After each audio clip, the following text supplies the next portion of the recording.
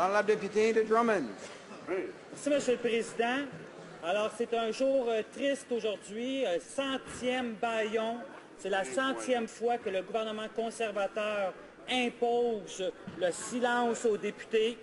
N'oubliez pas qu'est-ce que c'est le rôle d'un député, c'est de représenter sa population, c'est de pouvoir défendre les idées, les aspirations de notre population. Moi, je représente la circonscription de Drummond et les gens de Drummond veulent que je puisse m'exprimer sur le budget, la loi d'exécution de certaines dispositions du budget. C'est extrêmement important. Ça va avoir une implication importante dans leur vie.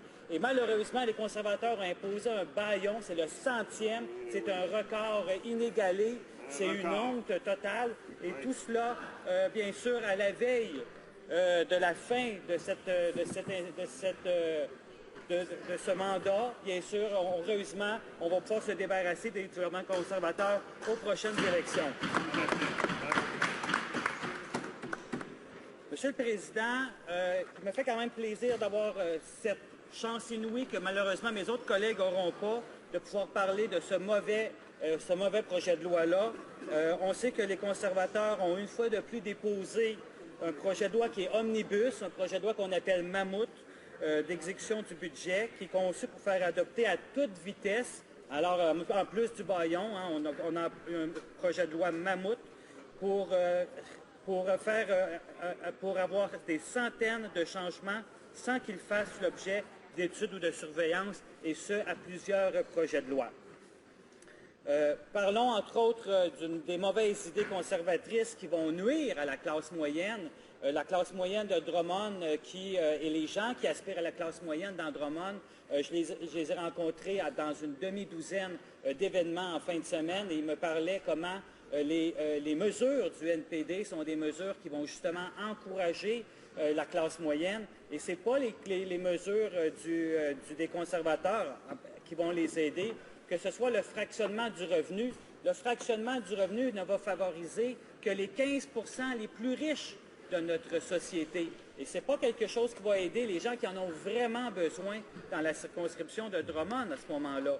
Ensuite, et ça va coûter des milliards de dollars aux citoyens, donc ça va enlever des milliards de dollars aux Canadiens, aux Canadiennes, qui auraient besoin justement de cette aide, par exemple pour augmenter le salaire minimum à 15 $, pour avoir un salaire minimum à 15 $ national, pour avoir un service de garderie national, justement, pour le Québec pourrait avoir cette bonification-là, pour avoir un système de garderie de meilleure qualité, pour annuler les coupures de 36 milliards de dollars que les conservateurs vont faire dans la prochaine décennie en santé. Alors, ce sont les mauvaises décisions du gouvernement conservateur. Et aussi, bien sûr, ils vont hausser le plafond des cotisations au CELI. Et ça aussi, ça va favoriser les plus riches de notre société, alors que la classe moyenne canadienne et aussi la classe moyenne des gens de Drummond et les gens qui aspirent à cette classe moyenne-là, il n'y a rien pour eux. Alors, parlant de la classe moyenne et des gens qui aspirent à la classe moyenne, les familles de Drummondville et du Grand Drummond, qu'est-ce qu'ils recherchent aussi? C'est un gouvernement qui va être responsable, un gouvernement qui va faire face aux défis de la décennie, aux défis de ce siècle. Et qu'est-ce que c'est? C'est aussi lutter contre les changements climatiques. Dans cette loi d'implémentation, d'exécution du budget, il n'y a rien pour l'environnement, il n'y a rien pour lutter contre les changements climatiques. Alors, bien sûr, il faut encourager l'économie, mais quelle économie, Monsieur le Président? Il faut avoir une économie qui va respecter les 3 piliers des principes du développement durable. Je n'ai pas besoin de le rappeler. Le chef du parti NPD, le député d'Outremont, c'est le député qui a mis en place la loi du développement durable au Québec. C'est le père du développement durable. C'est quelqu'un qui connaît très bien les 3 piliers du développement durable, que ce soit l'économie, que ce soit le respect de l'environnement. Donc, faire progresser l'économie, oui, mais dans le respect de l'environnement, mais aussi dans le respect des travailleurs et des travailleuses. Et malheureusement, donc, il n'y a rien dans ce budget-là. D'ailleurs, ce n'est pas surprenant d'avoir vu le premier ministre récemment aller se rendre en Europe aux rencontres du G7 pour aller mutiner littéralement les efforts du G7, des premiers ministres du G7 et des chefs d'État du G7 qui, eux, voulaient avoir une entente, un accord du G7, un avis, donc une position forte du G7 pour dire nous voulons limiter les changements climatiques, avoir un bilan de carbone, d'émissions de carbone neutre pour donc zéro émission de carbone, donc un bilan de zéro émission de carbone pour 2050. Malheureusement, c'est le gouvernement conservateur à sa tête le premier ministre qui a saboté littéralement cette vision du G7 pour envoyer ça au calendrier grec, pour dire non, non, 2050, non, non, on va plutôt attendre en 2100. Donc, encore une fois, il balaie les problèmes dans la cour des générations futures. On le sait, son ministre des Finances l'a dit, que ce sera les petits-enfants du premier ministre qui s'en occuperont des problèmes. Ça n'a pas de sens, c'est un manque de responsabilité totale, ça, M. le Président. Hein? Donc, il faut absolument avoir un gouvernement, et c'est un gouvernement néo-démocrate, c'est le seul parti qui est en mesure de remplacer ce gouvernement usé et ce gouvernement qui ne s'occupe pas des générations à venir, qui n'est pas responsable, et c'est le gouvernement du NPD, bien sûr, qui va pouvoir faire ce changement-là. Monsieur le Président, dans ce budget-là, il n'y a rien non plus à ce qui concerne des programmes pour faire la transition vers les énergies vertes. Donc, je l'ai mentionné, il n'y a pas d'ambition de la part de ce gouvernement-là. Leurs faibles cibles de Copenhague ne seront même pas atteintes. C'est le seul gouvernement au monde qui s'est retiré du protocole de Kyoto, c'est le gouvernement conservateur. Alors, on est vraiment dans le champ lorsqu'on parle de l'économie du futur. Et l'économie du futur, c'est quoi? C'est une économie qui va faire la transition vers les énergies vertes.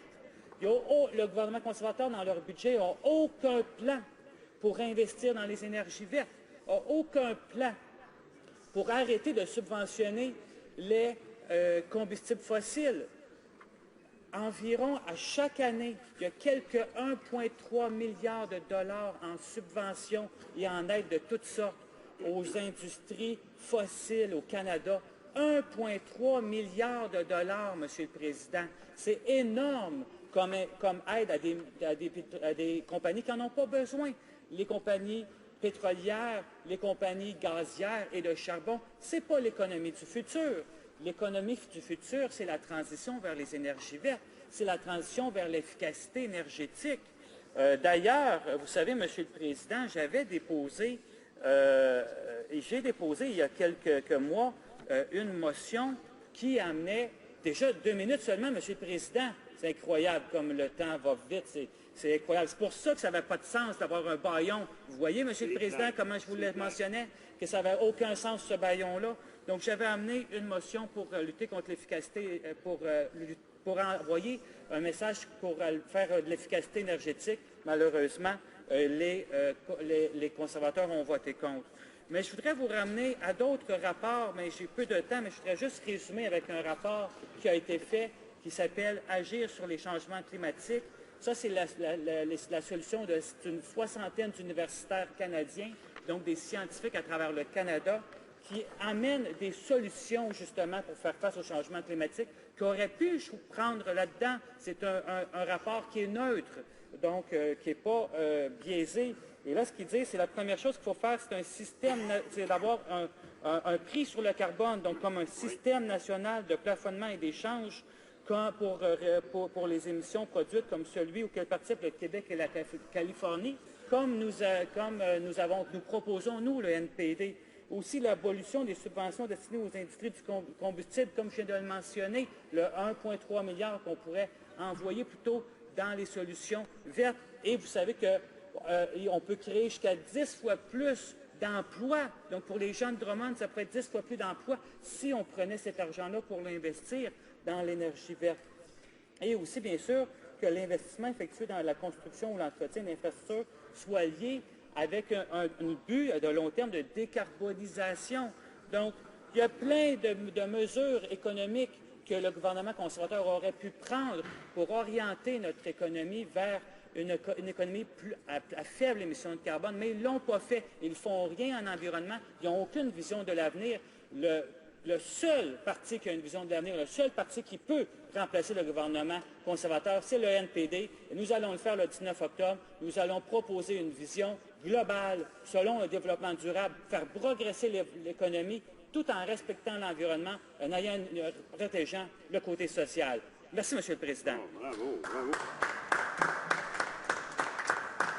Questions and comments?